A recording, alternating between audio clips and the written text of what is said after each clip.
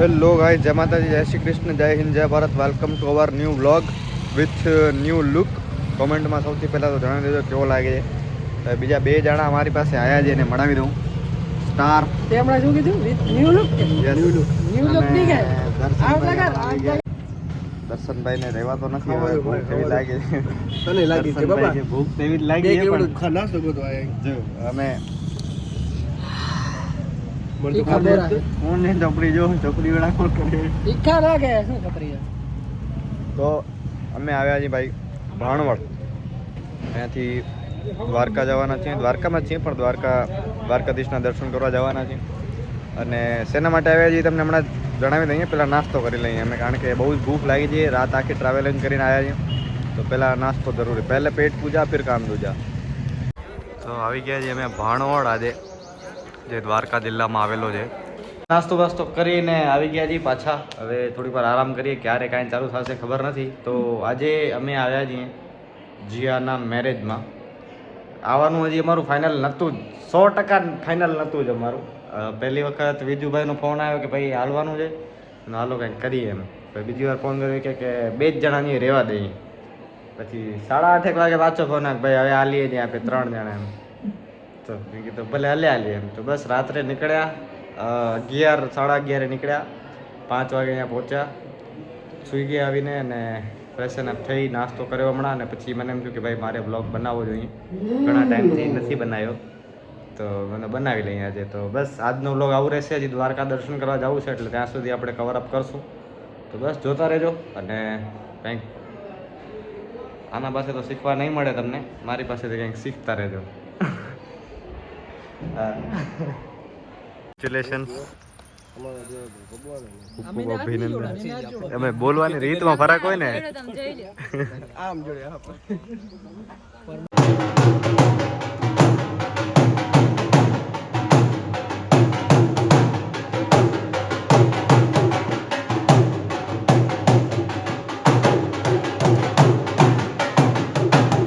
ભાઈ લગ્નમાંથી ફ્રી થઈ ગયા છીએ અને અમે ત્યાંથી નીકળી પણ ગયા, કારણ કે અમારે આવું હતું દ્વારકાધીશના દર્શન કરવા. તો અત્યારે જસ્ટ દ્વારકા પહોંચ્યા છે, ગાડી ઊભી રાખી છે.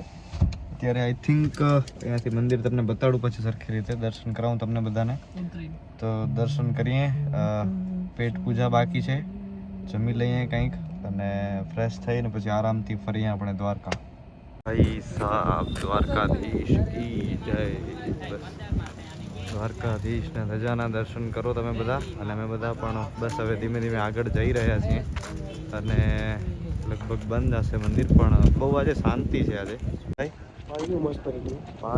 પાણી એકદમ શાંત એકદમ લાગે છે અને એકદમ વાતાવરણ પણ શાંત છે. એટલે અહીંયા આવો એટલે તમને મજા જ આવ્યા રાખે. ભલે અંદરથી જ હર્ષના ફુવારા છૂટ્યા રાખે, પણ હમણાં ઘણા ટાઈમથી ઈચ્છા હતી કે ભાઈ દ્વારકા જવું છે, દ્વારકા જવું છે. પણ આપણી ગમે એટલી ઈચ્છા હોય, કાનુડો જ્યાં સુધી એમ નહીં કે ભાઈ આવી જા, ત્યાં સુધી તમે ગમે એટલા પૈસાવાળા હો, તમારી પાસે પ્લેન હોય તો એ ના આવી શકો તમે એમ.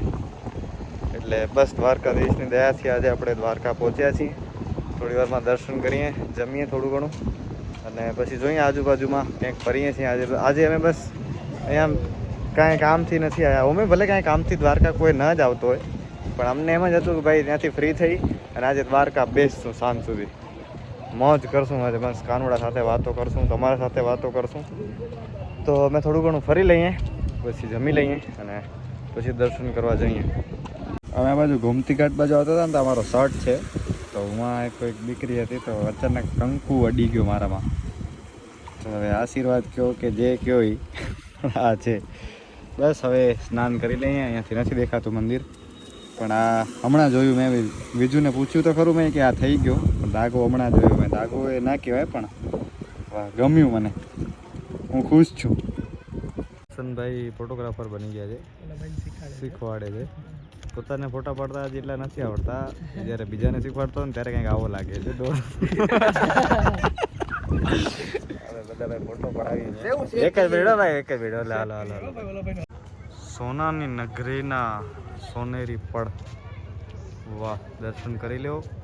હમણાં જ ધ્વજા બદલી છે, મસ્ત મંદિરમાંથી દર્શન કર્યા. ધ્વજા બદલતી હોય એના પહેલી વખત મંદિરમાં અંદર હું ને ધ્વજાના આવી રીતે ચેન્જ થતી પણ મેં પહેલી વખત દર્શન કર્યા એટલે એક નવો જ આનંદ, એક નવો અનુભવ. અને મંદિરની અંદર જાઓ તમે કાળિયા ઠાકર પાસે એટલે તમને કાંઈ માંગવાનું, બહારી દુનિયાના વિચારો, તમારી તકલીફો, એ બધું જ એ અમુક પળ માટે બધું જ જાણે થંભી ગયું છે એમ. એટલે બહુ જ મજા આવી. અત્યારે વાતાવરણ પણ એકદમ તમે જોઈ શકો છો, તમારા ભાઈ જેવો થઈ ગયો છે. પાછળ પતંગ ચગી રહી છે. હું ત્યાં હતો ને ત્યારે એવી મસ્ત કોઈક છોકરો પતંગ ચગાવતો હતો મંદિર પાસે, એકદમ આમ મંદિરને એમ અડીને જ ઉડતી હોય ને એવું લાગતું હતું એમ. ત્યાં કાનુડો પોતે પતંગ ઉડાડતો એવું લાગતું હતું એમ. એટલે બસ મસ્ત મજાના દર્શન કર્યા. એક હાશકારો પણ થયો અને અતિ આનંદ પણ થયો. આ સોનેરી નગરીના સોનેરી પળ અનુભવી રહ્યો છું ને આશા કરું છું કે તમને બધાને પણ અનુભવ થતો હશે આ અનુભૂતિનો. તો હવે બસ મિત્રો આવે છે, શૂઝ બૂઝ પહેરવા ગયા છે, પછી જઈએ થોડાક ફોટોઝ વિડીયોઝ લઈએ, બાજુ પાછળની બાજુ ફરવા જવું છે ત્યાં જઈએ અને બસ પછી જયભાઈ આવે છે તો એમને પણ મળી લઈએ. ભાઈ સાહાબ, આ વ્યૂ ગજબનો વ્યૂ છે. હું તો ઘણી વખત આવ્યો છું પણ આ લોકો કોઈ દિવસ નહોતા આવ્યા. તો આ મારો ચાંદલિયો. હા હા, બસ હવે બધા મિત્રો આ વ્યૂનો એન્જોયમેન્ટ ને એન્જોય કરી રહ્યા છીએ. મંદિર અહીંયાથી કદાચ નહીં દેખાતું હોય પણ પાછળની બાજુ મંદિર છે અને બસ દરિયા સામે મીટ માંડીને અમે બધા બેઠા છીએ. થોડી વાર બેસીએ અહીંયા આરામથી. વહેલું આવું હતું પણ ત્યાં જ અમને બહુ વાર લાગી ગઈ. તમે પણ આવો તો આવજો. હા 100%. આ જગ્યા જરાક ગોતજો તમે કે ક્યાં છે. દ્વારકામાં મંદિર પાસે જ છે પણ બહુ મજા આવશે તમને. અંદરથી એકદમ શાંતિનો ભાવ ઉત્પન્ન થશે ને દરિયાને જોવો એટલે તમને એક તો મજા જ આવે, ગમે એ દરિયો તમે જોવો એમ. મુંબઈનું મરીન ડ્રાઈવ તો ખાન ખાય. અને આપણા ગુજરાતનો એક સારામાં સારી વસ્તુ છે કે ભાઈ આપણી પાસે 1600 કિલોમીટરનો દરિયો છે આપણી પાસે આખા ગુજરાતમાં. આપણે બહાર ક્યાંય ફરવા જવાની જરૂર જ નથી ભાઈ. પોતાની સંસ્કૃતિ અને પોતાની જગ્યાઓ ફરો, પોતા વિશે જાણો, એ જ કામનું છે. મોજ કરતા રહ્યો જીવનમાં, બાકી કાંઈ ભેગું નથી આવવાનું, કોઈ ભેગું નથી આવવાનું ને કાંઈ ભેગું નથી આવવાનું. એટલે મોજ કરો, દ્વારકાવાળાની સેવા કરો, માતા પિતાની સેવા કરો, ભાઈબંધો ભેગી મોજ કરો. હવે અમે થોડી વાર બેસીએ છીએ, આ વ્યૂનો માણીએ થોડી વાર, આ વ્યૂ માણીએ થોડી વાર અમે.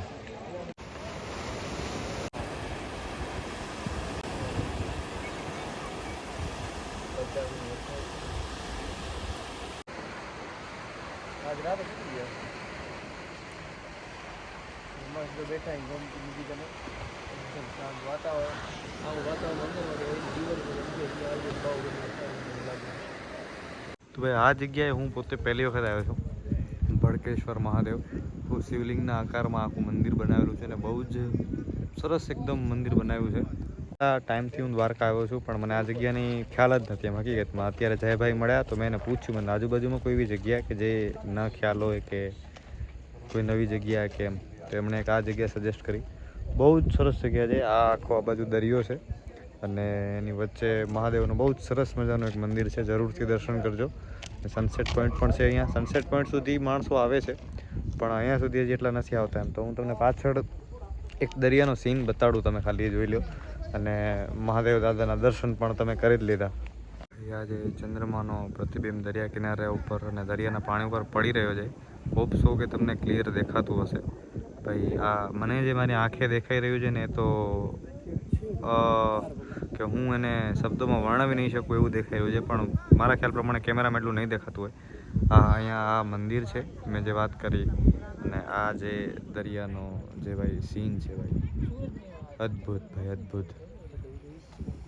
ફરી પાછા અમે આવી ગયા છીએ અમારી આ જ જગ્યાએ. 2-3 નવી જગ્યાએ દર્શન કર્યા, મજા કરી અને બસ પાછા આવીને અહીંયા બેઠા છીએ. સોંગ ધીમા ધીમા ચાલુ હતા પણ ફરી એમ થયું કે ભાઈ થોડીક વાતો તમારા સાથે પણ શેર કરીએ. તો મતલબ જીવન આ જ છે એમ ભાઈ, મોજ કરો. ભગવાન સિવાય અને આપણા પોતાના શરીર સિવાય બીજું કાંઈ નથી એમ. જીવનમાં તકલીફો ઘણી બધી આવશે, એવી સિચ્યુએશન પણ ઘણી વખત આવશે કે ભાઈ હવે કાંઈ જ નથી એમ.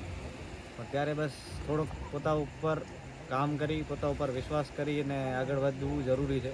કારણ કે પરિવર્તન એ નિયમ છે પણ જે થતું હોય છે એ સારું થતું હોય છે. પણ હું એટલું કહીશ કે છતાંય હાર નહીં માનવાની. કે કદાચ એ તમારી પરીક્ષા પણ હોય કે ભાઈ તમે આના માટે કેટલો સમય વેઇટ કરી શકો છો. એટલે બસ જીવન છે દરિયાની જેમ ચાલવા દો, મોજા આગળ આવે છે તો પાછા જાય છે એમ. એટલે નદીની જેમ બસ વહેતા રહ્યો, મોજ કરતા રહ્યો. હવે એક પાછા અમે મંદિરે જશું, આરતી છેલ્લી આરતીના લાભ લઈને દર્શન કરીને પછી નીકળશું. પછી રસ્તામાં ક્યાંક જમશું તો ત્યાં બાકીની વાતો કરશું. બાકી આવું છે જીવન, મોજ કરતા રહ્યો, સારા સારા મિત્રો બનાવો અને ફરી લ્યો. હું તો એટલું કહું છું ભાઈ, પૈસા હોવા જરૂરી નથી પણ ફરી લેવાનું ગમે એમ કરીને. બસ હવે દર્શન કરીને પછી આપણે બાકીની ચર્ચા કરીએ. તો મિત્રો ઘડિયાળ નથી એટલે મિત્રો ભાઈ 11 વાગ્યા છે મને ઘડિયાળમાં જોઈને જયભાઈના. ને મસ્ત મજાનું જમી અને હવે અમે નીકળ્યા છીએ ભુજ તરફ. જયભાઈને કિડનેપ કરી લીધા છે અમે, લઈ જઈએ છીએ ભુજ. વિજુભાઈથી એ જ બોલતો હતો હું કે વિજુભાઈથી ને મારાથી જરાક ઘણું જમાઈ ગયું એટલે હવે વિચારીએ કે જરાક હવે આમ સીટ નીચે કરીને જરાક સુઈ જઈએ. આ રોડ મારે ખેંચવાનો પછી. હા ભાઈ ગાડી ના થાકી જાય તો એવો થાકી જાય તો મને કહેતો નહીં, તું હલાવ્યા રાખે. ના હશે તો હલાવશું, બાકી નહીં હલાવીશ. સારો ને એ બાને ગાડી નથી હલાવવાની. દર્શનભાઈ હું હલાવવામાં નહીં પણ ટેકો દેવામાં છું, જાગવામાં. તો બસ હવે પાછા 4 મિત્રો થઈ ગયા 3 માંથી. અને હવે નહીં બીગડી. બસ પહોંચી જાય ભુજ ને આ બ્લોગ ને અહીંયા એન્ડ કરું છું. બાકી રાવ સાહેબ દ્વારકા આવે ત્યારે ઘણી તકલીફો પડે છે ગાડીમાં.